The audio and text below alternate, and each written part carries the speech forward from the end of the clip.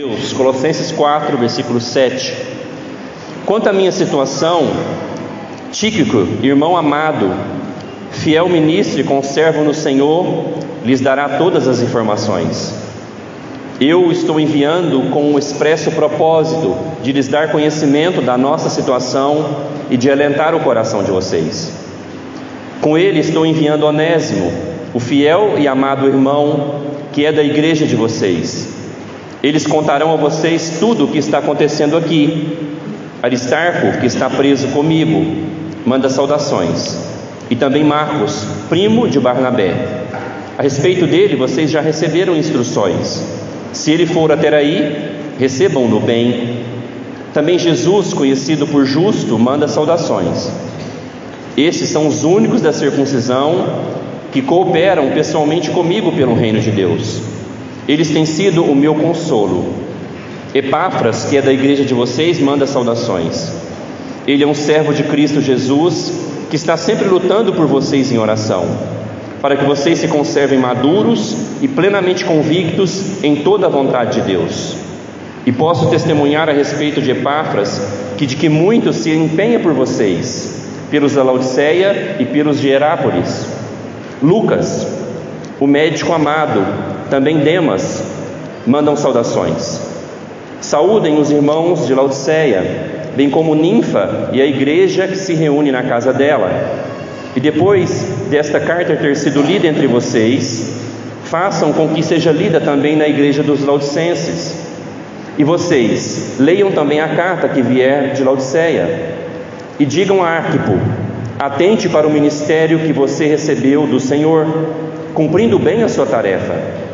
A saudação é de próprio punho. Paulo, lembre-se das minhas algemas. A graça esteja com vocês. Oremos. Senhor, nesse momento tão importante, que a Tua palavra seja pregada e seja uma semente santa, como ela já é, e alcance solos, corações bons para receber a Tua palavra. Nos leva a amar a Tua palavra, como nós cantamos, a Tua palavra é a verdade. Então nos leva a entender e crer e dar frutos, Deus, em nome de Jesus. Desde as crianças lá embaixo com Marcos, aqui comigo, a Tua igreja, aprenda a Tua palavra e creia. E sejam todos aqui, Deus, cooperadores do Teu reino. Assim eu oro, em nome de Jesus. Amém.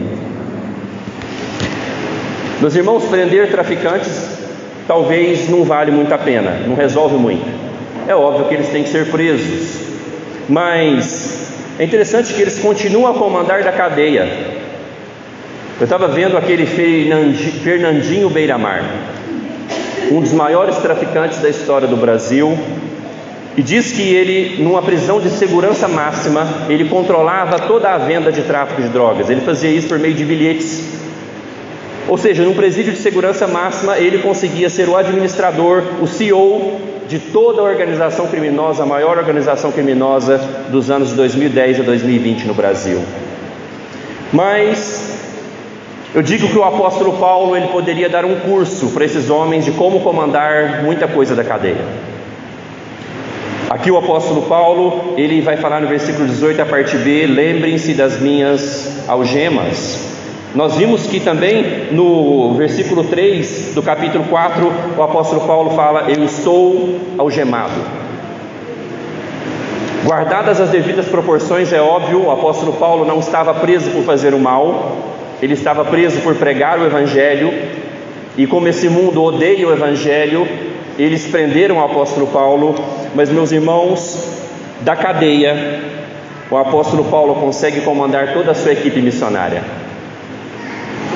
Não sei se vocês perceberam isso na leitura. Ele está preso, mas o evangelho não está preso. Ele está preso, mas a equipe missionária dele continua trabalhando. Podem prender os homens, mas nunca podem prender o evangelho do Senhor Jesus Cristo. O evangelho sempre avança. E o apóstolo Paulo, mesmo preso, ele comanda toda a sua equipe missionária. Aqui, meus irmãos, ele está terminando a sua carta aos Colossenses. O apóstolo Paulo falou de muita teologia nessa carta, e depois ele deu orientações que a gente deve orar e aplicar essa teologia na nossa vida. e agora ele fala dos seus trabalhadores no reino de Deus. Veja que o apóstolo Paulo, ele não trabalha sozinho, ele tem uma equipe e ele lembra da sua equipe honradamente, honrando esses nomes e falando deles no finalzinho da sua carta. E o tema de hoje, meus irmãos, é que nós somos cooperadores do reino de Deus. Todo crente, todo aquele que entregou a sua vida para Jesus, agora ele deve ser um cooperador desse reino, para que esse reino continue avançando. Primeiro ponto que eu quero falar é que, da mesma maneira que Paulo ele comandava a sua equipe por meio das cartas, a mesma maneira hoje nós continuamos trabalhando por meio das cartas apostólicas. A igreja não faz aquilo que está na cabeça dela, nós não fazemos aquilo que nós achamos melhor, nós seguimos a recomendação bíblica que está para nós nas Escrituras.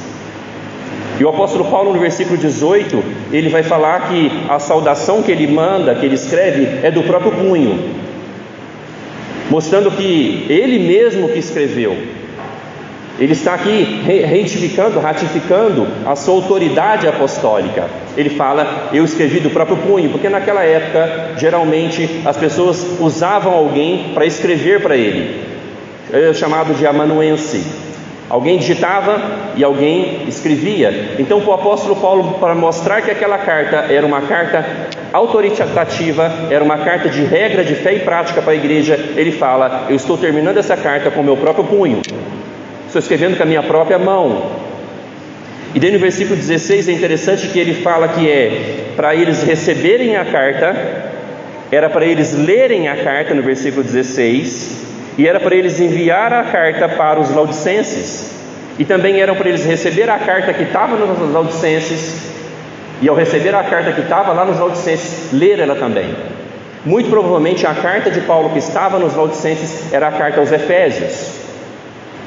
Perceba, meus irmãos, como que era a igreja naquela época. Não tinha impressora, não tinha Bíblia para todas as igrejas. Então a igreja de Colossenses ia receber a carta aos Colossenses, eles deveriam ler a carta aos Colossenses, provavelmente ali teria algum copista, alguém ia copiar essa carta, e daí eles deviam enviar a carta para os laodicenses, e os laodicenses que receberam a carta aos Efésios deveriam também ler, copiar e enviar a carta que eles tinham agora para os Colossenses. Então é assim que a igreja era instruída pelos apóstolos. Eles trocavam as cartas apostólicas, mostrando, meus irmãos, que já naquela época as igrejas e os apóstolos sabiam que aquilo que era escrito por os apóstolos era sim escritura do Senhor.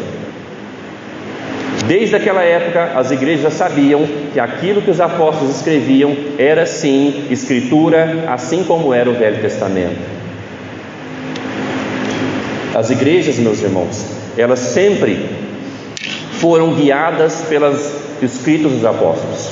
Em Atos 2,42 diz que a igreja primitiva, eles perseveravam na doutrina dos apóstolos, no partir do pão, na comunhão e nas orações. Sempre será assim. A igreja, ela está fundamentada na doutrina dos apóstolos. Em Efésios 2,20 diz, edificados sobre os fundamentos dos apóstolos e profetas, sendo ele mesmo Cristo Jesus a pedra angular. Por isso, meus irmãos, que nós pregamos as cartas apostólicas. Por isso que na igreja nós não estamos aqui para falar aquilo que nós pensamos, um sonho que eu tive à noite, aquilo que Deus está falando no meu coração. Não, nós estamos lendo as cartas apostólicas e pregando, assim como Paulo orientou Timóteo. Em 1 Timóteo capítulo 4, versículo 13, ele fala para Timóteo, leia a Bíblia publicamente, exorte e ensine a partir das Escrituras. A igreja sempre usou as Escrituras como regra de fé e prática, desde aquele tempo. Só que eles não tinham como nós hoje impressora. Não tinha as 5 versões de Bíblia que nós temos, talvez você tem 3, 4 na sua casa. Era mais ou menos como está a minha de Colossenses. Eu usei tanto de Colossenses nesses últimos 2 meses que ficou assim. Ela soltou. Eles liam a carta e enviavam para outra igreja. E assim a outra igreja recebia a carta e enviava para outra igreja. Meus irmãos, por isso tudo que nós devemos crer e agir como igreja, como família, como cristãos na sociedade, está na Escritura. Por isso que nós, na nossa escola bíblica dominical agora, nós estamos estudando duas classes. Uma é das cartas pastorais, onde Paulo ensinou Timóteo e Tito como os cristãos vivem na igreja. E as cartas gerais é a outra classe, como os cristãos devem viver na sua vida prática e religiosa. Tudo está aos nossos alcances. Hoje não precisa mais a gente fazer essas trocas. Você tem a recomendação dos apóstolos na sua mão. Mas, meus irmãos, é muito interessante que Paulo agora começa a apresentar para nós parte da sua equipe. Não está todo mundo aqui. Depois, se você ler Romanos, no capítulo 16, você vai ver outros nomes. Paulo teve muita gente ajudando ele na missão. E aqui é interessante que ele nos apresenta que a missão de cooperadores é gente unida no mesmo propósito. Gente diferente, mas gente unida no mesmo propósito. Que aqui ele nos apresenta 6 nomes. E desses 6 nomes, 3 são judeus: Aristarco, Marcos e Jesus o Justo. E 3 são gentios: Epáfras, Lucas e Demas.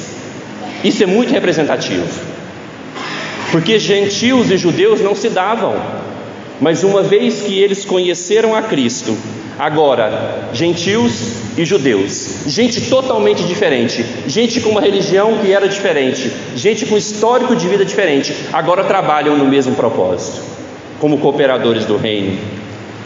Porque o apóstolo Paulo, quando escreve aos Efésios, capítulo 2, de 11 a 14, ele fala que de 2 povos, judeus e gentios, Deus fez apenas um povo, que será a nova humanidade.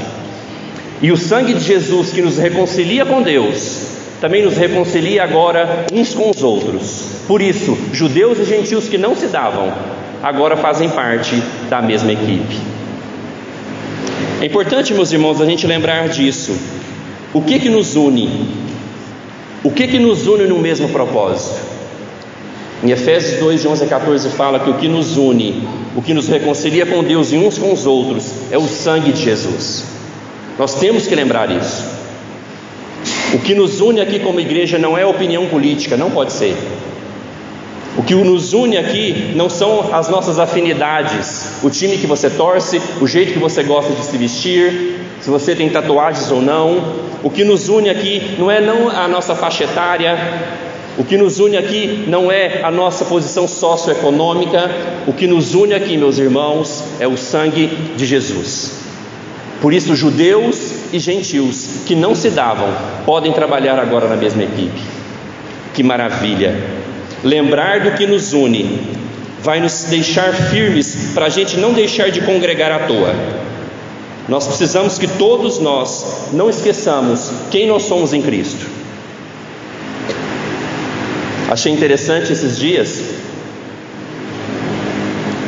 algumas igrejas tentando colocar pessoas mais especiais do que as outras, e agora fizeram área VIP em igrejas.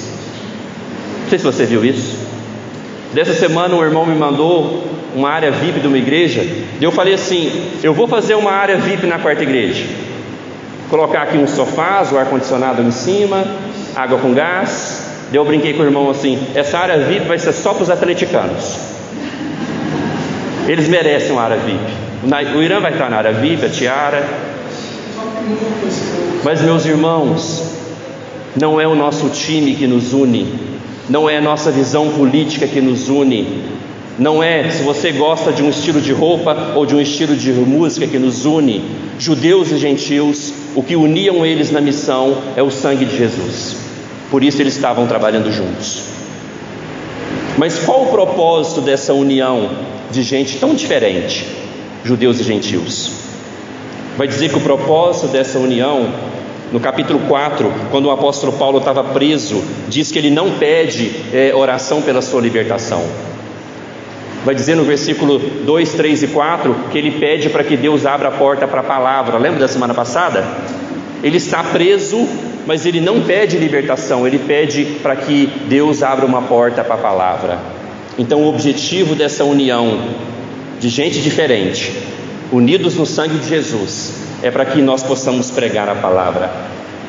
O objetivo dessa união é para que a igreja seja edificada, porque na oração de Epáfras disse que ele ora pela maturidade e pela convicção dos cristãos na vontade de Deus. O objetivo dessa comunhão nossa, lá no capítulo 3, versículo 16, ele vai falar que nós nos reunimos para adorar a Deus com salmos, hinos e cânticos espirituais.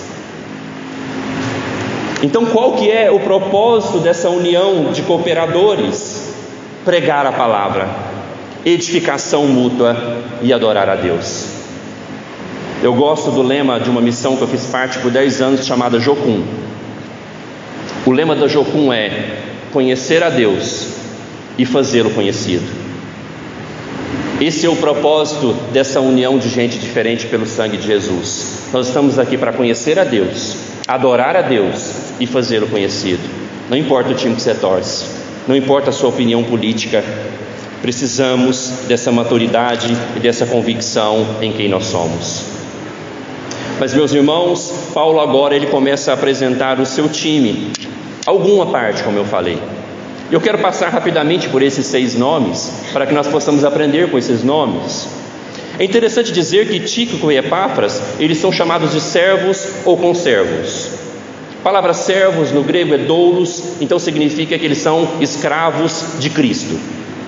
Um cooperador de Deus, um cooperador do reino de Deus, ele é um escravo de Cristo. O que é isso? Ele não faz a sua própria vontade. Um escravo, ele vive para fazer a vontade do seu Senhor. Todos nessa equipe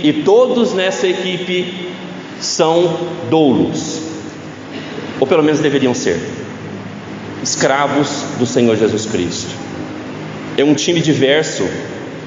Nós vamos ver aqui que tem dons diferentes, nós vamos ver aqui que tem atividades diferentes que eles exercem, mas todas as atividades e todas as pessoas desse time são importantes. Primeiro Tíquico, no versículo 7, diz que ele é um fiel ministro do Senhor. Mas é interessante que Tíquico, ele trabalhava no ministério de comunicação de Paulo, porque a responsabilidade de levar a carta de onde ele estava até os Colossenses era Tíquico. E é interessante que em Efésios 6:21, também a responsabilidade de levar a carta até os Efésios era de Tíquico. Ele trabalhava, digamos, no ministério de comunicação da equipe. Naquela época, não é como hoje, né? Você digita um documento, salva em PDF e manda pelo Zap. Não. Naquela época ele tinha que viajar com um pergaminho enrolado, protegendo ele da chuva. O ministério de Tíquico era de comunicação, ele levava as informações de Paulo para as igrejas. O Onésimo também está sendo relatado aqui. Onésimo, ele é chamado de fiel, amado irmão. Ele também trabalha no ministério de comunicação junto com Tíquico. Olha o versículo 8: eu estou enviando com o expresso propósito de lhe dar conhecimento da nossa situação e alentar o coração de vocês. Onésimo tinha que ir levar conhecimento da vida de Paulo, como que estava o trabalho de Paulo. Ele também trabalhava no ministério de comunicação. Mas eu gosto que aqui Onésimo, ele é chamado de fiel amado irmão. Talvez você não sabe da história de Onésimo. Diz que ele era um escravo fugitivo. Depois em casa, curiosamente, você lê a carta de Paulo a Filemão. É uma carta pequenininha, de um capítulo só. Ali fala da vida de Onésimo. Ele era um escravo fugitivo, mas ele encontrou Jesus, e quem encontra Jesus tem a sua vida transformada. E agora Onésimo é um fiel, amado irmão, e trabalha também como cooperador do ministério de Paulo. Aristarco, esse irmão Aristarco, no versículo 10, diz Paulo que ele está preso comigo. Esse Aristarco, podemos dizer que é aquele que Paulo podia contar que estava com ele em toda situação. Quem aqui tem alguém assim? Você sabe que pode contar com aquela pessoa, em qualquer momento ela está junto com você. Esse amigo de Paulo era esse Aristarco. Diz que ele estava preso com ele, mas depois no livro de Atos fala que esse Aristarco estava junto com Paulo quando Paulo sofreu perseguição em Efésios. Diz que ele estava quando Paulo foi para Roma de navio. Quem conhece a história que teve aquele naufrágio? Aristarco agora, ele diz que está preso com Paulo. Eu não sei, a Bíblia não está sendo tão clara se ele estava preso literalmente com Paulo ou se ele ia dar auxílio de Paulo na cadeia, ele ia lá visitar Paulo, levar comida para Paulo, levar alguma coisa para Paulo. Aristarco era aquele que ele podia confiar. Mas também a Bíblia fala que na equipe, no versículo 10, tinha Marcos. E ele fala sobre Marcos: recebe ele bem. Talvez você não sabe quem foi Marcos. Marcos era primo de Barnabé. Na primeira equipe missionária de Paulo estava Barnabé, Paulo e Marcos. E esse Marcos, ele foi um desertor na primeira viagem. Esse Marcos, ele falhou na sua primeira oportunidade de servir a Deus. E Paulo ficou tão chateado com esse Marcos que ele não permitiu que esse Marcos fosse com ele na segunda viagem. Mas aqui passaram-se talvez mais de 10 anos. E veja que Paulo agora está perdoando Marcos. E esse Marcos que falhou na primeira oportunidade de servir a Deus, agora esse Marcos está tendo a segunda oportunidade e faz parte também dessa equipe de cooperadores, nos mostrando que alguém pode falhar no começo, mas Deus dá uma segunda oportunidade para essa pessoa agora servir o reino de Deus. Jesus o justo, ele está no versículo 11. Também Jesus, conhecido como justo, manda saudações. Esses são os únicos da circuncisão que cooperam pessoalmente comigo pelo reino de Deus. Eles têm sido o meu consolo. Talvez você viu, Jesus era um nome comum na época, e ele é chamado de justo. E o apóstolo Paulo vai falar bem dele, que ele era alguém que trazia consolo para a vida de Paulo. Já viu aquela pessoa que ela consola a liderança, ela apoia a liderança, então ela é um alento, ela é alguém que traz paz para a liderança? Esse é Jesus o justo. Mas é interessante que nós não vemos nenhum relato dele na Bíblia. Todos os outros, nós vemos algum comentário dele em outro texto bíblico, mas esse Jesus o justo só aparece aqui, nos mostrando que tem muita gente anônimo no reino de Deus, muita gente que a gente não sabe o nome, que ele não tem Instagram e tem seguidores, mas ele está fazendo muito pelo reino de Deus. E certamente, mesmo desconhecido pelos homens, é conhecido pelo rei e será galardoado por ele. Ele é um anônimo. Depois ele vai citar o Epáfras. Esse Epáfras, eu falei dele da semana passada, que Epáfras é aquele do ministério de intercessão. Sabe aquela pessoa que gosta de orar mais, que vem nas reuniões de oração, que ela consegue orar, assim como Lutero, eu falei semana passada, por 2 horas, porque diz que Epáfras, ele luta pela igreja em oração. Ele é alguém que batalha pela igreja, e Paulo fala: eu posso testemunhar a respeito dele, que ele empenha por vocês. Epáfras, ele é aquele irmão que ora, é aquele irmão que tem constância, que ora pelo bem da igreja. O ministério dele é mais de intercessão, de oração, tão importante quanto o ministério de comunicação. Vai falar do Lucas. Interessante que nós estávamos falando hoje de manhã, nós estamos agora com a meia dúzia de Lucas na igreja, desde o Luquinhas, né, o meu maior, e os Lucas. Mas aqui esse Lucas, ele é um médico do corpo, mas ele também é um médico da alma. O versículo 14 fala sobre ele. Esse Lucas, ele foi um cooperador da igreja, porque não sei se você sabe, ele relatou históricos, ouvindo as histórias dos apóstolos, e ele escreveu 2 livros da Bíblia. Quais são? Atos dos Apóstolos e o Evangelho que tem o seu nome, o Evangelho de Lucas. Então, como que ele servia no reino? Ele servia no reino inspirado pelo Espírito Santo, ouvindo as histórias dos apóstolos, e ele servia no reino escrevendo as histórias que os apóstolos contavam. Um médico do corpo e um médico da alma. Ele deve ter dedicado muito tempo da sua vida para escrever o Evangelho de Lucas e Atos dos Apóstolos. Ele se dedicou muito. Meus irmãos, estamos acabando, calma aí, porque agora tem Demas no versículo 14 também. Interessante que Demas é o único que não há nada falado sobre ele. Não fala que ele traz consolo, não fala o que ele faz, não fala nada sobre ele. Eu fico imaginando assim: será que Demas fazia parte da equipe, mas não trabalhava muito? Será que ele estava na equipe só de nome? Pode ser. Você sabe por quê? Porque o apóstolo Paulo fala em 2 Timóteo capítulo 4, versículo 10, ele fala sobre Demas. E ele fala sobre Demas o seguinte: porque Demas, tendo amado o presente século, me abandonou.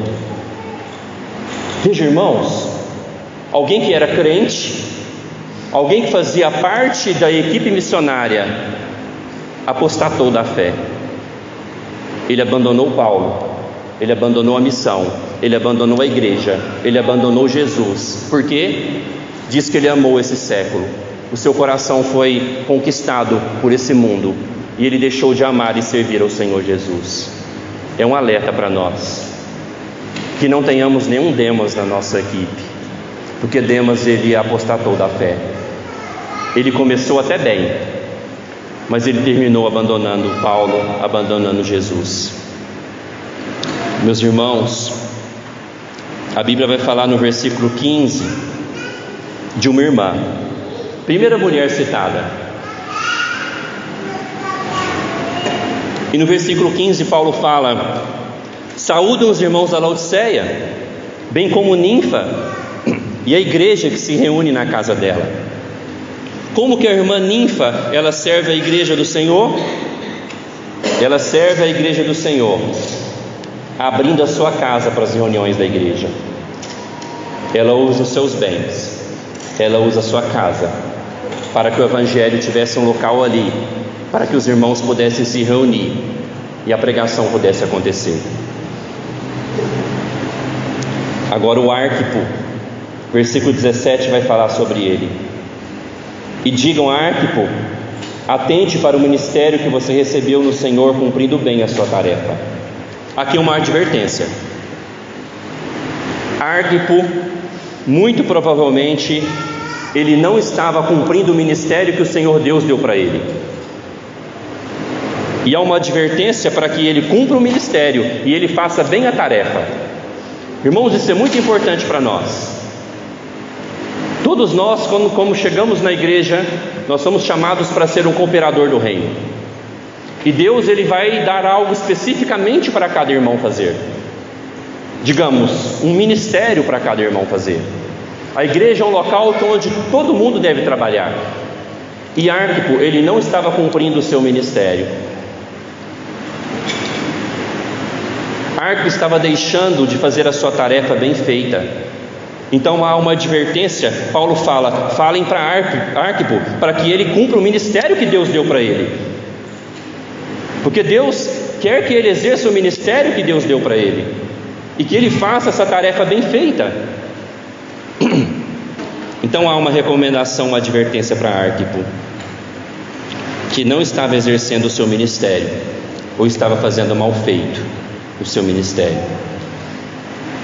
Meus irmãos, quem ama Jesus é um cooperador do reino. Nós somos um reino de cooperadores.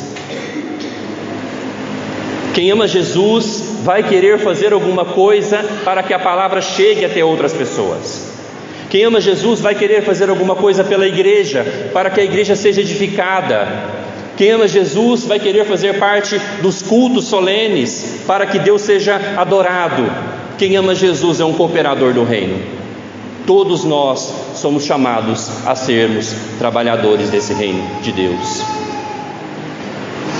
Mas Paulo termina a sua última linha falando algo muito importante, que a gente não pode deixar passar batido. A sua última linha dessa carta, depois de ensinar tanto sobre teologia, depois falar da nossa vida prática, depois falar do nome daquelas pessoas que ajudaram ele fala: a graça esteja com vocês. Paulo termina a sua carta falando da graça, rogando a graça sobre os leitores. Então hoje, você que está ouvindo a recomendação apostólica de Paulo, Paulo também está rogando a graça de Deus sobre a sua vida. O que é a graça? Um favor que nós não merecemos. Meus irmãos, então, trazendo tudo que nós falamos até agora para essa conclusão, ter a Bíblia nas nossas mãos, meus irmãos, mesmo rasgadinha, depois de ler Colossenses 3 meses, é graça. Imagina você naquele tempo, você lia a Bíblia, você tinha que decorar, porque você não ia ter mais ela. A carta lida numa igreja tinha que ser passada para outra, pelo Ministério de Comunicação, Tíquico. Ter a palavra, ter as escrituras, ter a recomendação apostólicas, escritas pelo próprio punho do apóstolo Paulo, é graça de Deus. Conhecer o Jesus que nós conhecemos, o Senhor revelado nas escrituras, crer nele, meus irmãos, é graça de Deus. Crer que Jesus, ele teve essa obra perfeita, ele viveu perfeitamente, ele morreu na cruz, ele ressuscitou como nós cantamos. Crer nessa mensagem de fato é graça de Deus. A Bíblia mesmo fala em Efésios 2:8 que nós somos salvos pela graça. Mas ser um cooperador desse reino também é graça. Fazer parte da igreja, lutar pela igreja, lutar para que o evangelho, abrir a sua casa. Talvez você vai ser uma ninfa, uma irmã que vai abrir a sua casa. Talvez você vai ser um tíquico que trabalha com comunicação. Talvez você vai ser um tíquico que também era ministro, que pregava a palavra. Talvez você vai ser um Onésimo, alguém que auxilia Paulo. Talvez você vai ser Aristarco, que está junto com a liderança, que apoia, que é um alento. Você tem que ser alguém nesse reino. Você não pode ser só um espectador, porque o reino de Deus, todos são chamados para serem cooperadores. E ser um cooperador é graça. É um favor que nós não merecíamos. Nós não éramos dignos de trabalhar nesse serviço. Mas Ele nos dá não só a graça da salvação, mas Ele nos dá a graça de conhecê-lo, a graça de ser salvos e a graça de ser cooperadores do reino. Por isso Paulo termina: a graça esteja com vocês. Quero terminar agora, que nós vamos para a mesa dos cooperadores. Essa mesa é a mesa dos cooperadores do reino. Vocês estão entendendo? Essa mesa é a mesa do time de Jesus. Eu quero te convidar agora à oração. Nós falamos de tantos nomes. Como que aquilo que você ouviu faz sentido para você hoje? Você tem sido Arquipo? Você tem exercido o seu ministério que Deus te deu? Você tem talvez sido como Demas, o seu coração está amando, começando a amar esse mundo. Ore agora por você, que o Espírito Santo te conduza nessa oração. Abaixe sua cabeça para que você ore.